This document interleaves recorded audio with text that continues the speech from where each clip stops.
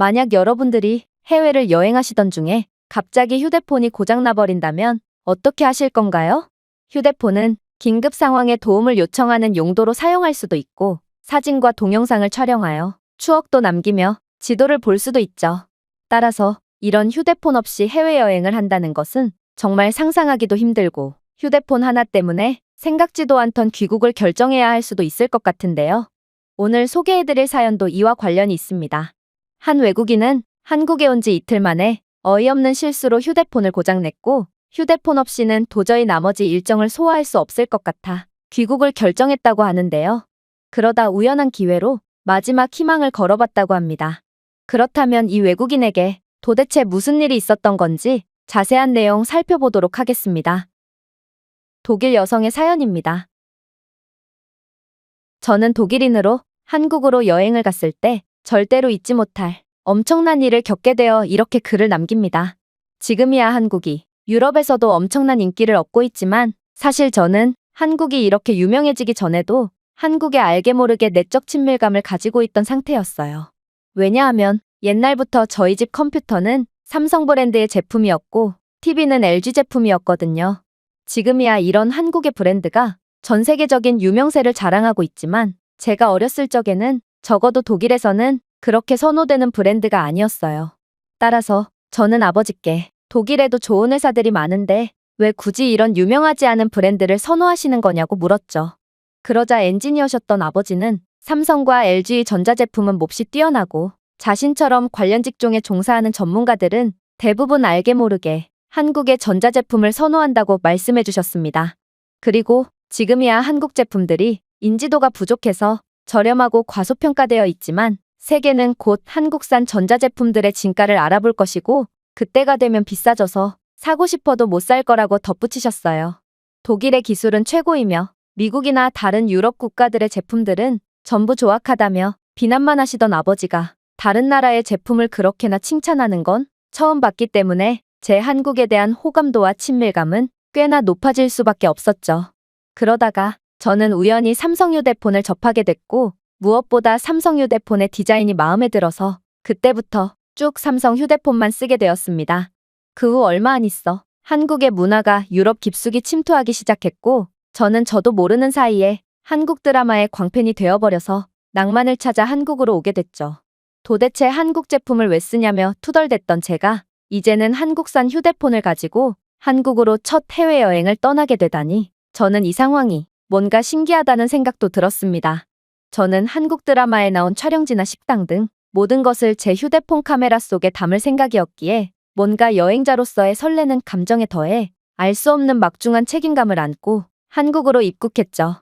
한국에서의 첫날은 너무 늦게 도착한 나머지 바로 호텔에서 휴식을 취했고 저는 둘째 날부터 본격적으로 활동하기로 했답니다.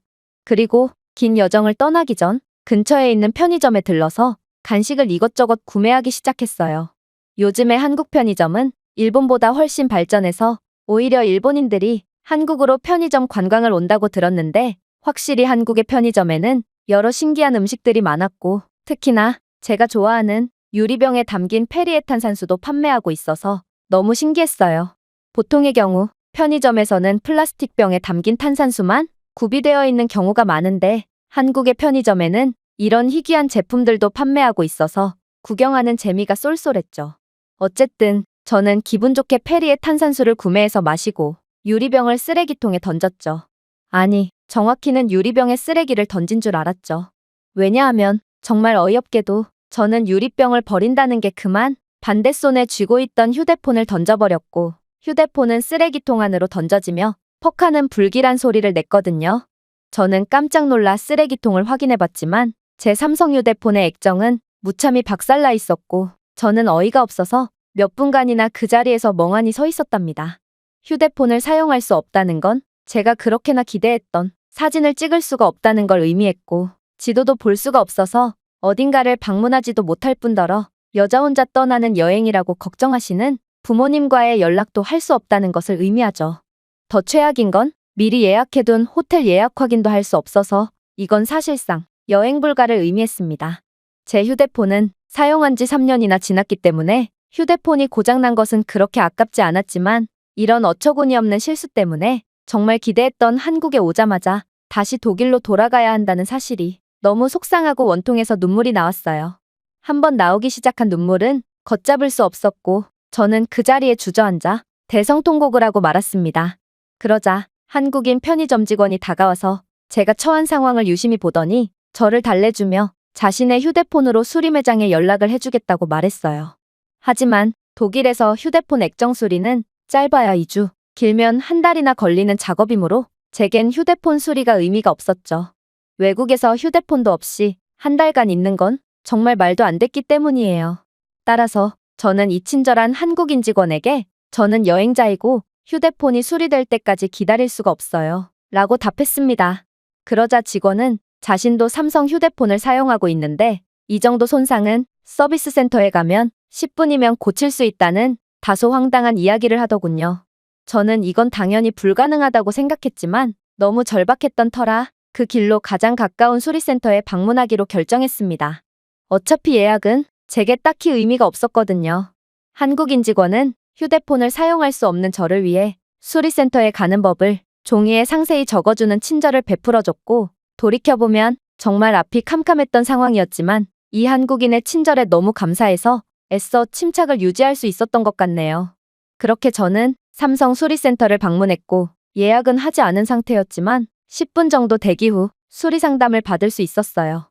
수리기사는 제 휴대폰 상태를 보자마자 보통 이런 오래된 모델의 경우 굳이 수리를 하지 않고 이왕 고장난 김에 새로운 휴대폰으로 교체하는 고객님들도 많답니다. 휴대폰 수리 비용과 새 휴대폰 구매 비용을 잘 따져보고 현명한 결정을 하시기 바래요. 라며 친절한 조언을 해주었고 저는 조언은 감사하지만 저는 그저 여행객일 뿐입니다. 휴대폰 개통까지는 빨라봐야 몇 주가 소요될 테니 그때까지 기다릴 수가 없어요. 라고 대답했죠. 그러자 수리기사는 한국에서는 외국인도 여권만 보여준다면 30분 만에 휴대폰을 새로 개통할 수 있다는 다소 믿기 힘든 말을 했고 내키지 않는다면 액정을 수리하는데도 30분이면 충분하니 편한 방법을 선택하라고 말하더군요. 저는 순간 제가 잘못 들은 줄 알았는데 그가 30일을 30분으로 잘못 말한 건가 싶었거든요. 아무리 한국이 빠르다고 해도 유럽에서 가장 부지런한 국가인 독일에서 한 달이나 소요되는 작업을 30분 만에 처리하며 사설 수리센터도 아닌 삼성 정식 수리센터에서 수리 비용도 독일의 반값만 받다니 저는 놀랍다 못해 황당한 감정까지 느꼈습니다. 그리고 외국인도 휴대폰 개통을 30분 만에 할 수 있다는 점도 제겐 엄청난 충격으로 다가왔는데 독일에서는 내국인도 최소 3일, 길면 일주일은 기다려야 휴대폰을 개통할 수 있기 때문에 한국의 이런 빠른 시스템을 도저히 믿을 수가 없던 것이죠. 따라서 저는 제가 올바르게 설명을 들은 건가 싶어 재차 물었습니다. 그러자 수리기사는 영어로 된 매뉴얼을 보여주며 능숙한 영어로 제게 친절한 설명을 해주었고 가지런히 정돈되어 있는 수리도구와 부품들을 보여주며 이건 어렵지 않은 작업이므로 오래 기다리지 않아도 된다고 설명해줬죠. 한국에는 도대체 어떤 시스템이 구축되어 있길래 이런 현실적이지 않은 속도가 가능한 건지 일전에 아버지가 한국의 기술은 최고고 곧 전 세계가 한국을 인정하게 될 거라고 말했던 장면이 떠오르면서 저는 아버지의 말씀이 옳았음을 느꼈습니다. 그렇게나 보수적이고 독일 제품만이 최고라고 여기는 독일인들이 이제는 내구성과 완성도가 몹시 뛰어난 한국 제품을 이용하고 있으며 한국은 이러한 훌륭한 제품들을 계속해서 개발해내고 있는 걸로도 모자라 엄청나게 선진적인 수리체계까지 갖췄죠. 이건 기술을 개발하는 데만 힘을 쏟지 소비자의 편이라고는 전혀 생각지도 않는 독일과 유럽 국가들과는 전혀 다른 모습이라 저는 엄청난 감동을 받게 되었습니다. 어쨌든 저는 그렇게 1시간 만에 천국과 지옥을 오갔고 완전히 새것이 되어 돌아온 휴대폰과 함께 다시 여행을 시작할 수 있게 되었어요. 제가 한국 여행을 하는 내내 어떤 한국인은 버스에서 졸고 있는 저를 깨우며 이곳은 외국인들이 주로 찾는 정류장인데 혹시 이곳에서 내려야 하는 것 아닌가요? 라고 물어봐 주기도 하고 식당에서는 주인 아주머니께서 몸짓을 하며 매운 음식이라고 사전에 알려주는 등 저에 대한 한국인들의 배려는 계속되었어요. 이렇게 한국에서 따뜻한 마음을 받다 보니 저는 한국이 이렇게 빠르게 기술과 서비스 강국이 된 이유는 바로 다른 사람들을 이해하고 배려해 주려고 하는 한국인들의 착한 마음씨 덕분이 아닌가 하는 생각도 들었습니다. 제 어처구니 없는 실수에도 여행을 무사히 끝마칠 수 있도록 도와준 한국의 시스템과 한국인들의 도움의 손길은 정말 죽을 때까지 잊지 못할 것 같고, 기회가 된다면 꼭 한국에서 휴대폰 개통을 진행해보고 싶다는 생각이 드네요. 이 외국인의 글은 여기까지입니다. 이 외국인의 말처럼 한국에서는 어떤 전자제품이더라도 엄청난 속도와 저렴한 비용으로 수리를 받을 수 있죠. 그리고 이는 느리고 비싼 수리 시스템 때문에 자가키트를 이용한 자가수리 문화가 발달한 외국과는 큰 차이점이라고 볼 수 있습니다.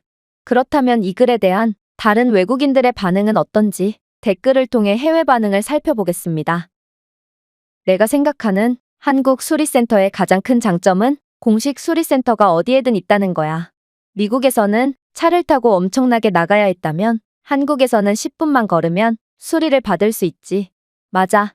그리고 한국에서는 사설 수리업체의 기술력도 상당히 상향평준화되어 있는 것 같아. 한국의 수준 높은 수리 시스템을 보면 한국인들은 휴대폰을 거의 반영구적으로 사용할 수도 있을 것 같아. 가능은 하겠지만 한국인들은 워낙 쉽게 질려하는 경향이 있어서 굳이 교체하지 않아도 될 상황에도 쉽게 전자기기를 교체하는 것 같아. 제가 준비해온 내용은 여기까지입니다. 끝까지 시청해주셔서 진심으로 감사드리며 여러분들의 구독과 좋아요, 알림 설정은 영상 제작에 큰 힘이 됩니다. 이상 세모튜브였습니다.